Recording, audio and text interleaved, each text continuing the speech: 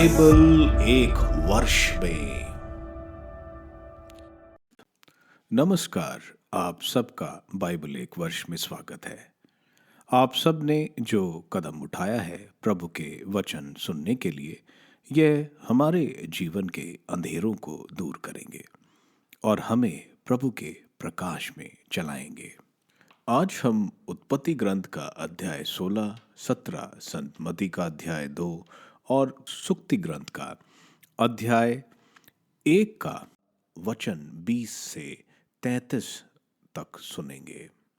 प्रभु का वचन सुनने से पहले आइए हम ईश्वर से प्रार्थना करें। हे प्रभु, हम आपका वचन सुनने वाले हैं। हमारे मन की आंखें खोलें और हमें आध्यात्मिक प्रज्ञा दें ताकि हम आपको जान सकें और आपके वचन के अनुसार अपना जीवन जिएं। यह हम मांगते हैं आपसे प्रभु यीशु के नाम, आमीन। उत्पत्ति ग्रंथ अध्याय 16। इस्माइल का जन्म। अब्रम की पत्नी साराय के कोई संतान नहीं हुई थी। साराय की हागार नामक एक मिस्री दासी थी। उसने अपने पति से कहा, आप देखते हैं कि प्रभु ने मुझे बाँझ बना दिया है। आप मेरी दासी के पास जाइए, हो सकता है कि उसके माध्यम से मुझे संतान मिल जाए। और अब्रम ने साराय की बात मान ली। उस प्रकार जब अब्रम को कनान के देश में रहते 10 वर्ष हो गए तो उसकी पत्नी साराय अपनी मिस्री दासी हागार को लेकर आई और उसने उसे पत्नी के रूप में अपने पति अब्रम को दे दिया। अब्रम का हागार से संसर्ग हुआ और वह गर्भवती हो गई। जब उसे मालूम हुआ कि वह गर्भवती है तो वह अपनी स्वामिनी का तिरस्कार करने लगी। साराय ने अब्राम से कहा, मेरे साथ जो अन्याय हो रहा है उसके लिए आप उत्तरदायी हैं। मैंने आपको अपनी दासी को समर्पित कर दिया और जब से उसको मालूम हो गया है कि वह गर्भवती है, वह मेरा तिरस्कार करने लगी है। प्रभु हम दोनों का न्याय करे। अब्रम ने उत्तर दिया, अपनी दासी पर तुम्हारा पूरा अधिकार है। जैसी इच्छा हो वैसे उसके साथ वैसा व्यवहार करो। उस समय से साराय हागार के साथ इतना दुर्व्यवहार करने लगी कि वह घर छोड़कर भाग गई। प्रभु के दूत ने हागार को उजाड़ प्रदेश में शूर के रास्ते पर किसी झरने के पास पाया और उससे कहा, साराय की दासी हागार, तुम कहां से आई हो और कहां जा रही हो? उसने उत्तर दिया, मैं अपनी स्वामिनी साराय के यहां से भाग आई हूं। प्रभु के दूत ने उससे कहा, तुम अपनी स्वामिनी के पास लौट जाओ और उसका दुर्व्यवहार सहन करो। प्रभु के दूत ने यह भी कहा, मैं तुम्हारे वंशजों की संख्या इतनी अधिक बढ़ाऊंगा कि कोई भी उनकी गिनती नहीं कर पाएगा। प्रभु के दूत ने उससे यह कहा, तुम गर्भवती हो और पुत्र प्रसव करोगी। तुम उसका नाम इश्माएल रखोगी, क्योंकि प्रभु ने तुम्हारे प्रति दुर्व्यवहार के विषय में सुना। वह गोरखर जैसे मनुष्य होगा। वह सब पर हाथ उठाएगा और सब उस पर हाथ उठाएंगे।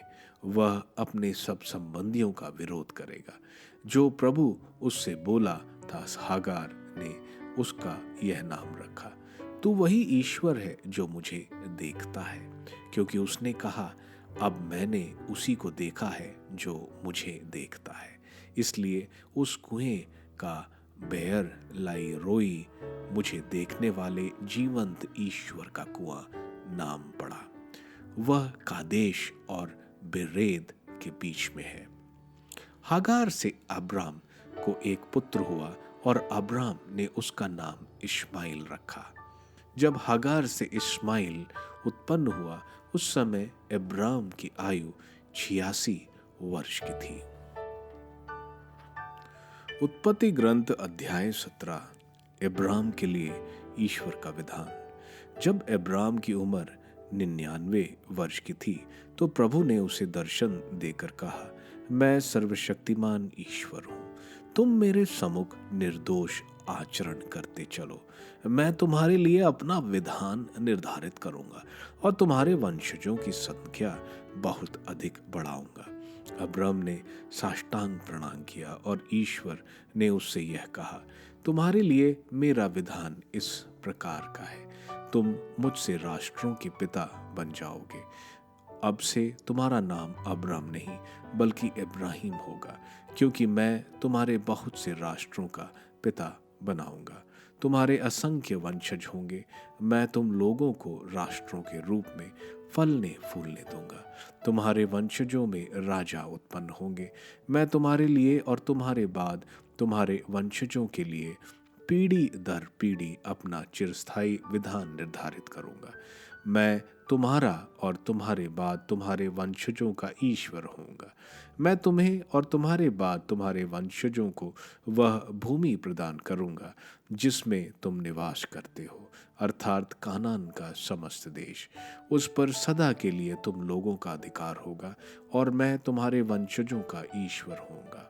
प्रभु ने इब्राहिम से यह भी कहा, तुमको और तुम्हारे बाद तुम्हारे वंशजों की पीढ़ी दर पीढ़ी मेरे विधान का पालन करना चाहिए। मैंने जो विधान तुम्हारे और तुम्हारे वंशजों के लिए निर्धारित किया है और जिसका तुमको पालन करना चाहिए, वह इस प्रकार है। तुम लोगों में से हर पुरुष का खतना किया जाएगा। वह खतना तुम्हारे लिए मेरे द्वारा निर्धारित विधान का चिन्ह होगा।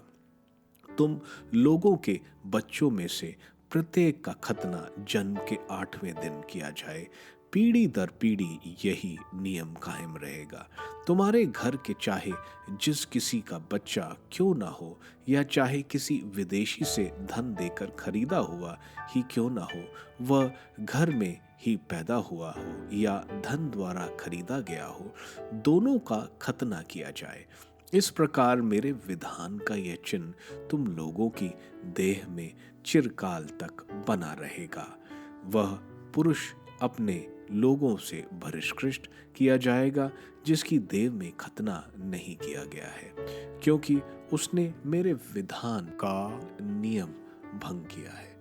प्रभु ने इब्राहिम से कहा, तुम अपनी पत्नी को साराय नहीं बल्कि सारा कह पुकारो। मैं उसे आशीर्वाद दूंगा और वह तुम्हारे लिए पुत्र प्रसव करेगी। मैं उसे आशीर्वाद दूंगा, वह राष्ट्रों की माता बन जाएगी और उसे राष्ट्रों के राजा उत्पन्न होंगे। इब्राहिम मुंह के बल गिरकर हंसने लगा, क्योंकि उसने अपने मन में यह कहा, क्या 100 वर्ष के पुरुष को पुत्र हो सकता है? क्या 90 वर्ष की सारा प्रसव कर सकती है? उसने ईश्वर से कहा, इस्माइल तेरा कृपा पात्र बने। ईश्वर ने उत्तर दिया, नहीं, तुम्हारी पत्नी सारा तुम्हारे लिए पुत्र प्रसव करेगी। तुम उसका नाम इसहाक रखोगे। मैं उसके और उसके वंशजों के लिए अपना चिरस्थायी विधान बनाए रखूंगा। मैं उसका और उसके वंश का ईश्वर होऊंगा। मैंने इस्माइल के लिए तुम्हारी प्रार्थना सुनी। मैं उसे आशीर्वाद दूंगा। मैं उसे संतति प्रदान करूंगा और उसके वंशजों की संख्या बढ़ाऊंगा। वह 12 कुलपतियों का पिता बनेगा और उससे एक महान राष्ट्र उत्पन्न होगा। किंतु मैं इसहाक के लिए अपना विधान बनाए रखूंगा। अगले वर्ष के इस समय सारा उसे प्रसव करेगी। इतना कहकर ईश्वर इब्राहिम को छोड़कर चला गया। तब इब्राहिम के यहाँ उसके पुत्र इस्माइल का, उसके घर में पैदा हुए सब लोगों का तथा उनका जिन्हें उसने धन देकर खरीदा था, अर्थात इब्राहिम के घर के सब पुरुषों का उसी दिन ईश्वर द्वारा उसी को दी हुई आज्ञा के अनुसार खतना किया गया। जब इब्राहिम का खतना हुआ तब वह 99 वर्ष का था, और जब उसके पुत्र इस्माइल का खतना किया गया था तब उसकी आयु 13 साल की थी। इब्राहिम और उसके पुत्र इस्माइल का खतना एक ही दिन हुआ। उसके साथ ही उसके घर के सब पुरुषों का भी खतना हुआ। चाहे वह उसके घर में पैदा हुए हों, चाहे ऐसा हो जो धन देकर विदेशियों से खरीदे गए हों। अध्याय 2। ज्योतिषियों का आगमन। ईसा का जन्म यहूदियों के बेदलहम में राजा हेरोद के समय हुआ था। इसके बाद ज्योतिषी पूर्व से यरूशलेम आए और यह बोले, यहूदियों के नवजात राजा कहाँ हैं? हमने उनका तारा उदित होते देखा, हम उन्हें दंडवत करने आए हैं। यह सुनकर राजा हेरोद और सारा यरूशलेम घबरा गया। राजा ने सब महायाजकों और यहूदी जाति के शास्त्रियों की सभा बुलाकर उनसे पूछा, मसीह कहाँ जन्म लेंगे? उन्होंने उत्तर दिया, यहूदियों के बेदलहम में, क्योंकि नबी ने इसके विषय में यह लिखा है, बेदलहम यूदा की भूमि, तू यूदा के प्रमुख नगरों में किसी से कम नहीं है, क्योंकि तुझ में एक नेता उत्पन्न होगा जो मेरी प्रजा इस्राएल का चरवाहा बनेगा। हेरोद ने बाद में ज्योतिषियों को चुपके से बुलाया और उनसे पूछताछ कर यह पता कर लिया कि वह तारा ठीक किस समय उन्हें दिखाई दिया था। फिर उसने उन्हें बेतलहम भेजते हुए कहा, जाइए, बालक का ठीक ठाक पता लगाइए और उसे पाने पर मुझे खबर दीजिए, जिससे मैं भी जाकर उसे दंडवत करूं। वे राजा की बात मानकर चल दिए। उन्होंने जिस तारे को उदित होते देखा था वह उनके आगे आगे चलता रहा और जहां बालक था उस जगह के ऊपर पहुंचने पर ठहर गया। वे तारा देखकर बहुत आनंदित हुए। घर में प्रवेश उन्होंने बालक को उसकी माता मरियम के साथ देखा और उसे साष्टांग प्रणाम किया। फिर अपना अपना सदूक खोलकर उन्होंने उसे सोना, लोबान और गांदरस की भेंट चढ़ाई। उन्हें स्वप्न में यह चेतावनी मिली कि वे हेरोद के पास नहीं लौटें, इसलिए वे दूसरे रास्ते से अपने देश चले गए। मिस्र में प्रवास। उनके जाने के बाद प्रभु का दूत यूसुफ को स्वप्न में दिखाई दिया और यह बोला, उठिए, बालक और उसकी माता को लेकर मिस्र देश भाग जाइए, जब तक मैं आपसे ना कहूं वहीं रहिए, क्योंकि हेरोद मरवा डालने के लिए बालक को ढूंढने वाला है। यूसुफ उठा और उसी रात बालक और उसकी माता को लेकर मिस्र देश चल दिया। वह हेरोद की मृत्यु तक वहीं रहा, जिससे नबी के मुख से प्रभु ने जो कहा था वह पूरा हो जाए, मैंने मिस्र देश से अपने पुत्र को बुलाया। बालकों की हत्या। हेरोद को यह देखकर बहुत क्रोध आया कि ज्योतिषियों ने मुझे धोखा दिया है। उसने प्यादों को भेजा और ज्योतिषियों से ज्ञात समय के अनुसार बेदलहम और आसपास के उन सभी बालकों को मरवा डाला जो 2 बरस के या और भी छोटे थे। तब नबी यरूशलेम का यह कथन पूरा हुआ, रामा में रोदन और दारुण विलाप सुनाई दिया। राखेल अपने बच्चों के लिए रो रही है और अपने आंसू किसी को पोंछने नहीं देती, क्योंकि वे अब नहीं रहे। नाजरत में निवास। हेरोद के मृत्यु के बाद प्रभु का दूत मिस्र देश में यूसुफ को स्वप्न में दिखाई दिया और यह बोला, उठिए, बालक और उसकी माता को लेकर इज़राइल देश चले जाइए, क्योंकि वे जो बालक के प्राण लेना चाहते थे मर चुके हैं। यूसुफ उठा और बालक तथा उसकी माता को लेकर इज़राइल देश चला आया। उसने सुना कि आर्खलस अपने पिता के स्थान पर यहूदियों में राज्य करता है, इसलिए उसे वहां जाने से डर लगा और स्वप्न में वह चेतावनी पाकर गलीलिया चला गया। वहां वह नाजरत नामक नगर में जा बसा। इस प्रकार नबियों का यह कथन पूरा हुआ, यह नाजरीन कहलाएगा।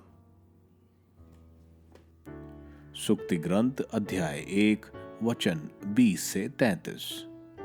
प्रज्ञा का पुरस्कार। प्रज्ञा सड़कों पर उच्च स्वर से पुकार रही है, उसकी आवाज चौकों में गूंज रही है। वह भीड़ भरी सड़कों पर पुकार लगा रही है। वह नगर के फाटकों पर अपना संदेश सुनाती है। अज्ञानियों, तुम कब तक मूर्खता पसंद करोगे? उपहासक, कब तक उपहास करते रहोगे? मूर्ख, कब तक ज्ञान से बैर रखोगे? यदि तुम मेरी चेतावनी पर ध्यान दोगे तो मैं तुमको अपनी आत्मा प्रदान करूंगा और तुम पर अपना संदेश प्रकट करूंगा। मैंने पुकारा और तुमने मुझे अस्वीकार किया। मैंने अपना हाथ पसारा और तुमने ध्यान नहीं दिया। तुमने मेरा परामर्श का तिरस्कार किया और मेरी चेतावनी ठुकराई। इसलिए मैं तुम्हारी विपत्ति पर हंसूंगा, तुम पर आने वाली आतंक का उपहास करूंगा। जब आतंक तुम पर आंधी की तरह छा जाएगा, जब विपत्ति भवंडर की तरह तुम पर टूट पड़ेगी, जब दुख और संकट तुमको अभिभूत करेगा, तब वे मेरी दुहाई देंगे किंतु मैं उत्तर नहीं दूंगी। वे मुझे खोजेंगे किंतु मुझे नहीं पाएंगे। उन्होंने ज्ञान से बैर रखा और प्रभु की श्रद्धा नहीं चाही। उन्हें मेरा परामर्श पसंद नहीं आया। उन्होंने मेरी चेतावनी का तिरस्कार किया, इसलिए वह अपने आचरण का फल भोगेंगे। वह अपनी योजनाओं के परिणाम से तृप्त किए जाएंगे। अज्ञानियों की अवज्ञा उन्हीं को मारती है। मूर्खों का अविवेक उनका ही सर्वनाश करता है, किंतु जो मेरी बातों पर ध्यान देता है वह सुरक्षा में जीवन बिताएगा। वह शांति में रहकर विपत्ति से नहीं डरेगा। उत्पत्ति ग्रंथ के अध्याय 16 में हम देखते हैं, जब साराई के कोई संतान नहीं होती तो वह अपनी दासी को अब्रम को देती है कि उसके द्वारा उनको संतान हो। ईश्वर से नहीं, सब कुछ अपनी शक्ति से हासिल करना चाहते थे और हम देखते हैं इस कोशिश में गलती होती है और हागार गर्भवती होती है और अब्रम के परिवार में लड़ाइयाँ शुरू हो जाती हैं।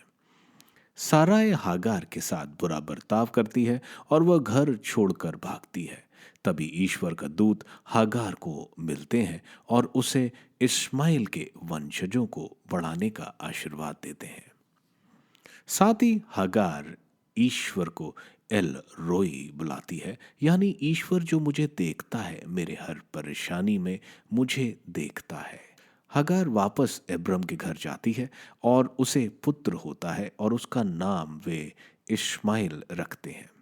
अध्याय 17 में हम देखते हैं अब्रम को ईश्वर के दर्शन होते हैं और ईश्वर कहते हैं, तुम निर्दोष आचरण करो। इसका अर्थ यह है कि किसी भी काम में अगर कुछ गलत होता है, तुम पर कोई दोष ना लगाए, उस गलत काम में तुम दोषी ना हो। यहाँ निष्पाप होने की बात नहीं की जा रही है। जब तक हम शरीर में हैं, हमसे पाप होंगे। तभी संत योहन के पहले पत्र के अध्याय 1 के 8वें वचन में हम देखते हैं, जो भी बोलता है कि उसमें पाप नहीं, वो झूठ बोल रहा है। इसलिए हमें पापों की माफी मांगनी चाहिए और ईश्वर जो दयालु है, हमारे पापों को क्षमा कर देते हैं। क्रूस पर हमारे सारे पाप की सजा उन्होंने भुगत ली है। इसके बाद हम देखते हैं ईश्वर अब्रम का नाम अब्राहिम रखते हैं कि वे बहुत से राष्ट्रों का पिता होंगे। जो हम देखते हैं अब्राहम यहूदी, ईसाई और मुसलमान वंशों के पिता माने जाते हैं। ईश्वर अब्राम को आशीष देते और एक नियम देते हैं। इस नियम के तहत हर पुरुष का खतना करना होगा। जो भी दास है उनके पुत्रों का भी खतना किया जाएगा, और जो खतना नहीं करेगा उसका बहिष्कार किया जाएगा। 8वें दिन बच्चों का खतना किया जाए। विज्ञान को काफी देर में मालूम चला कि रक्त की क्लॉटिंग 8वें दिन सबसे ज्यादा होती है। प्रभु सर्वज्ञानी है। हम सब जो नए विधान में हैं, हम अपना खतना नहीं कराते, लेकिन जल का बपतिस्मा लेते हैं, पिता ईश्वर, पुत्र ईश्वर और पवित्र आत्मा के नाम। पवित्र आत्मा जो हमारे हृदय में ईश्वर के नियम लिखते हैं और हमारे हृदय का खतना करते हैं। इसके साथ हम संस्कारों, सैक्रामेंट्स का पालन करते हैं। इसके बाद हम देखते हैं ईश्वर साराई का नाम बदलकर सारा रखते हैं, जिसका मतलब राजकुमारी।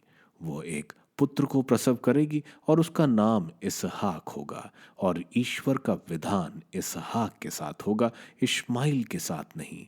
हालांकि इश्माइल को समृद्धि मिलेगी, लेकिन विधान इसहाक के साथ होगा।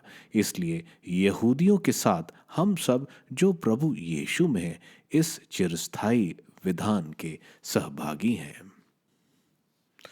संत मती के अध्याय 2 में हम देखते हैं पूर्व देश से ज्योतिषी एक अद्भुत तारे को देखते हुए जेरूसलम पहुंचते हैं और वहां के निवासियों से पूछते हैं, कहाँ है यहूदियों का राजा जिसका जन्म हुआ है। वह उसके दर्शन और आराधना करना चाहते हैं। वह जिसको ढूंढ कर आए, वह एक राजा से भी औहदे में बड़ा है। इसके अलावा तारे के भविष्यवाणी हम पुराने विधान के गणना ग्रंथ के अध्याय 24 वचन 17 में हम देखते हैं। बालम भविष्यवाणी करता है कि एक तारे के उदय का जो एक राजा होगा, जो मसीहा की तरफ संकेत करता है। पूरे जेरूसलम शहर में खलबली मची थी कि मसीहा कहाँ पैदा होंगे। तो शास्त्रियों, महायाजक पुराने विधान के मीका के ग्रंथ अध्याय 5 वचन 1-2, जिसमें लिखा है कि बेतलहम में होगा। ज्योतिषी बेतलहम की तरफ जाते हैं और उनको फिर वो तारा मिलता है जो उन्हें बालक यीशु के पास ले जाता है। वे माता मरियम के साथ बालक यीशु को पाते हैं, उनको दंडवत करते हैं और उपहार देते हैं। यहाँ हम देखते हैं पूर्व से दूर देश से गैर यहूदी प्रभु की आराधना करने आ रहे हैं और उनके यहूदी लोग जो मसीह के आने का इंतजार कर रहे हैं, उनकी हत्या करना चाहते हैं। हेरोद बालक यीशु को मारना चाहता था, इसलिए संत यूसुफ परिवार के साथ मिस्र चले जाते हैं। हेरोद गुस्से में 2 साल से नीचे बेतलहम के सारे बच्चों की हत्या कर देता है। हेरोद के मरने के बाद हम देखते हैं कि संत यूसुफ गलीली के नाजरत में बस जाते हैं। बाइबल बाकी धर्मों के ग्रंथों से अलग है। उनमें कहानी और शिक्षाएं हैं, लेकिन बाइबल में भविष्यवाणियां देखते हैं। तकरीबन 2500 भविष्यवाणियां बाइबल में की गई हैं। इस अध्याय में हम तकरीबन 12 भविष्यवाणियां जो प्रभु यीशु के जन्म से 700-800 वर्ष पहले की गई थी, उनको पूरा होते देखते हैं। सुक्ति ग्रंथ के अध्याय 1 वचन 20 से 33 में देखते हैं कि प्रज्ञा पुकार रही है कि मेरी बात मानो और मेरे पास आओ। अगर आओगे तो मैं अपनी आत्मा दूंगी और अपने विचार दूंगी, अगर नहीं तो मैं तुम्हारे पास नहीं आऊंगी। तब तुम विपत्ति में होंगे, क्योंकि तुमने मेरी नहीं सुनी और प्रभु पर श्रद्धा नहीं रखी। लेकिन जो मेरी बात मानेगा, मैं उनके साथ रहूंगी और उन्हें समृद्धि दूंगी। उनको विपत्ति से डरने की बात नहीं है। यही बात प्रभु ईसा मसीह कहते हैं, जो मेरी बातें सुनता है वह उस मनुष्य के सदृश है जो अपना घर चट्टान पर बनाता है। बारिश आई, बाढ़ आई, लेकिन उस घर का कुछ नहीं हुआ। जो नहीं सुनता है और नहीं पालन करता है, उस मनुष्य की तरह है जो अपना घर रेत पर बनाता। बारिश आई, बाढ़ आई और यह घर गिर जाता है। आप सबको धन्यवाद ईश्वर के वचन सुनने के लिए। मैं आपसे विनती करता हूँ कि आप बाइबल एक वर्ष में को दूसरों के साथ शेयर करें, क्योंकि प्रभु का वचन स्वयं प्रभु यीशु है। प्रभु को दूसरों को देने वालों को प्रभु की आशीष जरूर मिलेगी। मैं आप सबका बड़ी बेसब्री से कल इंतजार करूंगा। धन्यवाद।